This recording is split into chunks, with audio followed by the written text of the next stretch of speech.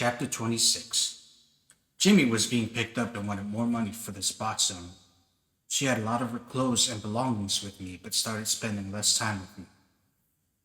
Dealing with other drama with trolls, Josh not paying rent, and fighting off the mortgage company from taking my house, I was under heavy freaking pressure.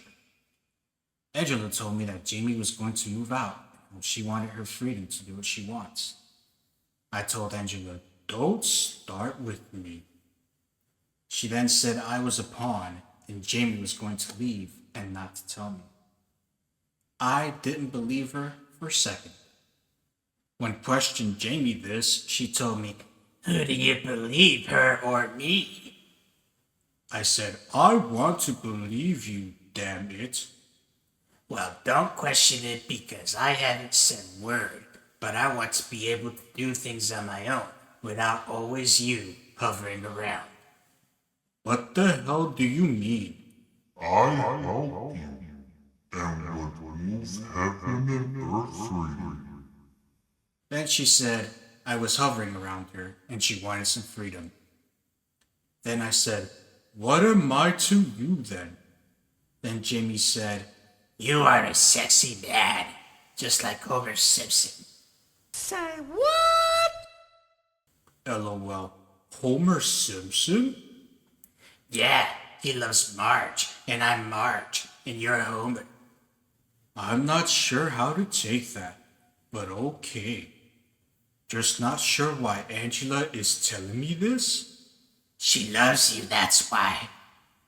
Damn it, Jamie, don't twist this out. I don't want her love. I want your love. Damn it. One. Comparing me to fucking Homer Simpson? What the fuck? George, just calm down. I can't joke, but you can? Your jokes sometimes get me mad, so I'm just giving it back to you. Well, do you love me, Jamie? How can I not? You're the only true friend I have, and I do love you. Well, damn it, then why do you put me through this circus? I feel like a clown that's been kicked in the nuts. George, where do you come with these twisted analogies? Jamie, they aren't twisted. They are comparisons. Just like telling someone you need them and want them. There is a difference. Needing something, just needing it in the moment. Wanting something is wanting it for eternity. What the fuck? Jamie, do you understand? So when I say I want you, that means I love you. And that's the bottom freaking line. What is he talking about? I cranked on my CD, Love of Lifetime by Firehouse. So while the song was being played, Jamie started singing. Then I played Stand By Me, but my version that I had of it on CD. She asked me if that was me, and I said it most certainly was. She was impressed. Then I blew a tire and said, "Oh, shit." So being stranded, I called a tow truck, trying to negotiate a price. While we were stranded, I was looking for a spare, and then there wasn't one. Finally, the tow truck came, Jamie sat in the middle, and we're holding hands. She tried to console me till we got to the tire place. Then they placed the tire on the car, and then we went back to the house. When time came around for both Josh getting a ride and me taking Jamie to the old man's house, I asked Josh if he had the rent money. He then questioned why I would be asking him that question in front of Jamie. I'm asking the question because I'm tired of waiting for it. Then he said, "How about $1,000 I could have saved rather than using it to defend myself against my girl?"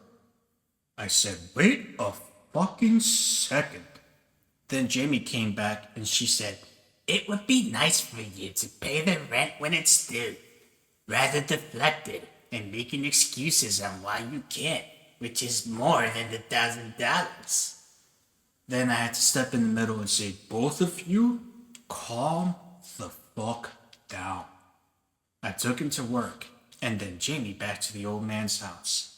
I said, "Call me and let me know when you're ready to be picked up. It won't be until morning. She had to spend the night there, and she would call me. Later on, I went to work and worked a few hours. The concert hall called the National, and I picked up this couple and took them on the highway back home. The car began to lock up, and the engine locked up on the highway. I had to call another cab to get the couple and had to apologize. Meanwhile, my taxi's engine locked up. Uber was causing more issues, and the taxi business was slowly dying, and now my taxi locked up. Had the car towed to my house. I decided to get out of the taxi business, so I started delivering food using my Mercedes. Totally stressed out, I told Jamie what happened on her answering service. I told her she'll be riding in the Mercedes for now with trips. So it was now getting close to our birthdays once again in July. I told her I was out of work and I'm not going to be able to give her a lot of money because my taxi was being sold for a couple hundred for parts. I told her that I was looking for work. Then she came by to my house to get some of her things to the old man's house. I said, "Why are you doing that? I thought you were staying with me." She told me that she had to stay with the old man because he was going to start paying her money. I said, "Are you sure? It doesn't have to do with me not having a lot of money currently?" She said she has to do this. Then I started to rub her shoulders and then said, "Don't touch me." I said, "What?" Then I tried to hug her and she said, "Don't touch me." So you are sending me mixed signals. What in the hell is going on now? I said, "Tell the old man to leave. I'll take your stuff to the old man's house in my van." Telling him to leave. She said, "I've got to go with him." Well, go with him then. Why are you acting this way to me? We have come so far, and now for some reason, you are treating me like shit again. Tell him to leave, and I'll take you and your stuff to him. So she said for him to go. So he left, and she started putting things in the Mercedes. I secretly pulled things right back out again. Finally, she would put things in, and I would remove things right back out again. She was being bizarre, and she knew she hurt my feelings, and told me she had to go to Orlando's first. I said, "You want to go to Orlando first?"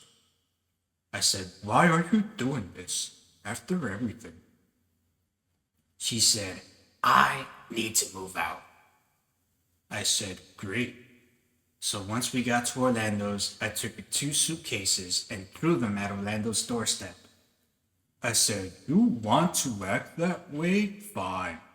All because my cab is not running? You're going to treat me like this again." She said, "Yes, when you act like a baby." I drove off out of anger, and from that point on, there was a wedge between us, not really knowing why she acted the way she did. Week later was her birthday, and I wished her happy birthday, and I told her I still love her no matter what. Even though I was angry at her, it didn't change how I felt. She didn't respond. Later on, I found out she was back in the hospital, but this time she broke out in MRSA, which was highly contagious. Later, her reasoning why she acted the way she did because she knew she was getting MRSA and she was doing me a favor, while at first she wouldn't tell me, but she didn't want me to catch it. Then I was going to see her, but she refused, so I sent Kevin to see her on my behalf, and since her father's name was Kevin, she thought it was her father. Kevin visited her all covered up. She was confused to see Kevin there, but Kevin did me a big favor in which he checked on her and let me know how she was doing. Feeling very emotional, I called her phone, crying my eyes out, saying, "Why are you doing this to me?" She re-emphasized that she didn't want me to catch the MRSA and was too embarrassed to tell me she had it. She was recovering for a week and really didn't hear anything from her for a week after that call. Meanwhile, it was nearing my birthday. We had a show to do on the radio station. I read on Madonna's Facebook page she was killed on July 3 RRD through an outside shooting at her doorstep. Me being shocked, wrote on her memorial page my condolences on her page to her daughter. It was very sad to hear the news. We did a live radio show at WCLM Radio. Kevin, B.O., and myself had a lineup of music and celebrated Gistmas, better known as my birthday.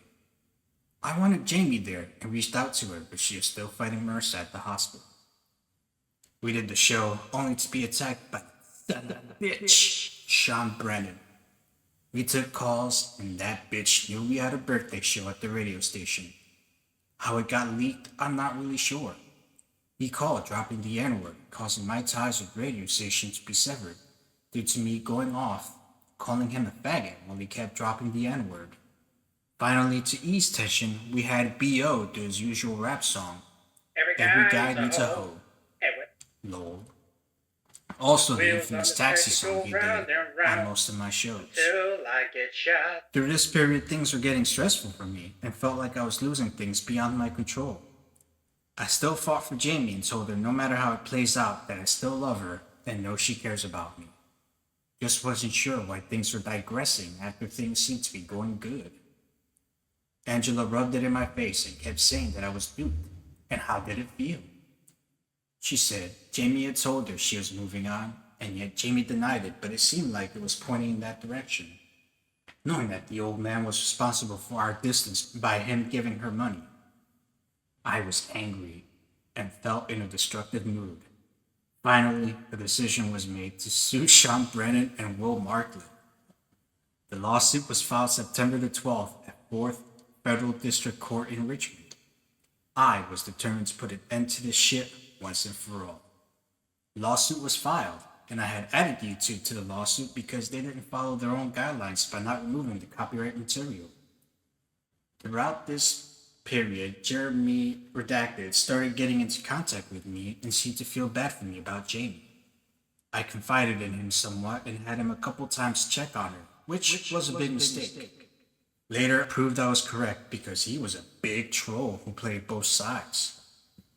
I had to threaten him to go to his wife about his infidelity to keep him in check when he made threats about causing me issues. He was in the military, supposedly stationed in South Korea. He seemed like a person who had a split personality.